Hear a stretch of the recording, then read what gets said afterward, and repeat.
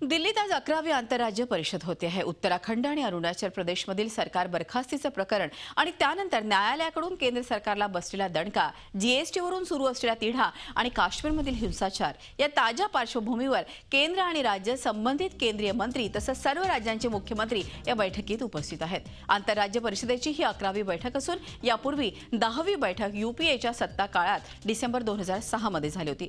या बैठकीच्या पार्श्वभूमीवर मुख्यमंत्री देवेंद्र फडणवीस यांनी काल सह्याद्री अतिथीगृह इथं आढावा बैठक बोलावली होती। सर्व खात्यांच्या सचिवांना या बैठकीसाठी बोलवण्यात आलं होतं। या बैठकीला शेजारच्या कर्नाटक, आंध्र प्रदेश, छत्तीसगड, मध्य प्रदेश, गोवा या राज्यांशी महाराष्ट्रानं करार केले आहेत। अगर उसको हम साइंटिफिक तरीके से कुछ काम करें और जरूरतमंदों को केरोसिन पहुंचाएं, इसके अगर व्यवस्था को हम सुदृढ़ करते हैं तो संभावना है कि बहुत बड़ी मात्रा में केरोसिन बच सकता है। केंद्र सरकार ने कहा है कि आज केरोसिन में सब्सिडी के नाते जो खर्च होता है, अगर ये केरोसिन बचाया जाएगा तो 75% ये जो बचत होगी वो राज्यों को शेयर कर दी जाएगी। मैं कर्नाटक सरकार को बधाई देता हूं कि उन्होंने इस विषय में काफी पहल की, बड़ी तेजी दिखाई और उन्होंने बहुत बड़ी मात्रा में केरोसिन की खपत बचाई है और उसके कारण उनको काफी मात्रा में धनराशि भी उपलब्ध हुई है, जो धनराशि उनको पहुंच गई है। एक अनुमान है, अगर सभी राज्य थोड़ा थोड़ा करें और 25% भी खपत कम हो जाए, लोगों का कोटा कम नहीं करना है, लेकिन जो हकदार हैं उनको मिले, ये अगर हम कर लें 25%, तो एक अनुमान है कि 1600 करोड़ रुपया राज्यों को मिल सकता है। जो सब्सिडी बचेगी, जो राज्यों को देने का सरकार का फैसला है, ये बहुत बड़ा इंसेंटिव है।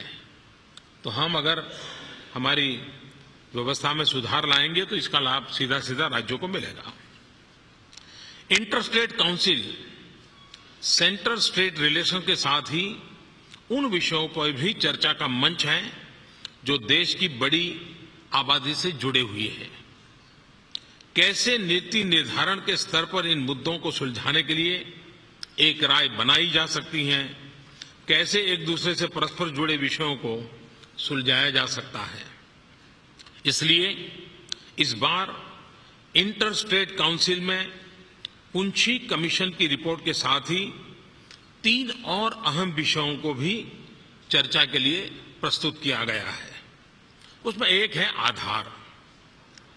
हम सब जानते हैं कि संसद में आधार एक्ट 2016 अब पास हो चुका है। इस एक्ट के पास होने के बाद अब हमें सब्सिडी हो या फिर तमाम दूसरी सुविधाएं हो, डायरेक्ट कैश ट्रांसफर के लिए आधार के प्रयोग की सुविधा अब हमें प्राप्त हुई है। 128 करोड़ की आबादी वाले हमारे देश में अब तक 102 करोड़ लोगों का आधार कार्ड बांटे जा चुके हैं। यानी अब देश की 79% जनसंख्या के पास आधार कार्ड है। और उसमें भी अगर हम एडल्ट्स को सोचें, वयस्कों की बात करें, तो देश के 96% नागरिकों के पास आधार कार्ड है। आप सभी के समर्थन से इस साल के अंत तक हम देश के हर नागरिक को आधार कार्ड से जोड़ पाएंगे। और मैं इसके लिए मुख्यमंत्रियों का, राज्य सरकारों का भी आभार व्यक्त करता हूं कि इस काम में उन्होंने काफी तेजी लाई है और काफी बल दिया है और उसके कारण ये संभव हुआ है। आज की तारीख में एक साधारण सा आधार कार्ड लोगों के सशक्तिकरण का प्रतीक बना है। सरकारी मदद या सब्सिडी पर जिस व्यक्ति का अधिकार है, अब उसे ही इसका फायदा मिल रहा है। पैसा सीधा उसी के खाते में जा रहा है।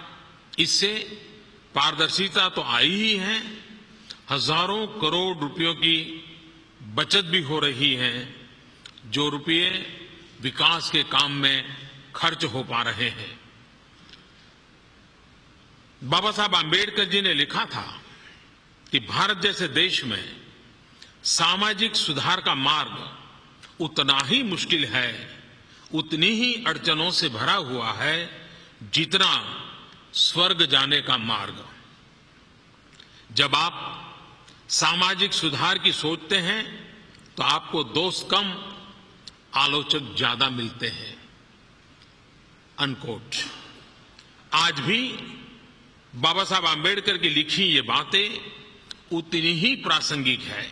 इसलिए आलोचनाओं से बचते हुए हमें एक दूसरे के साथ सहयोग करते हुए सामाजिक सुधार की योजनाओं को आगे बढ़ाने पर जोर देना होगा। झी 24 तास रहा एक पाऊल पुढे।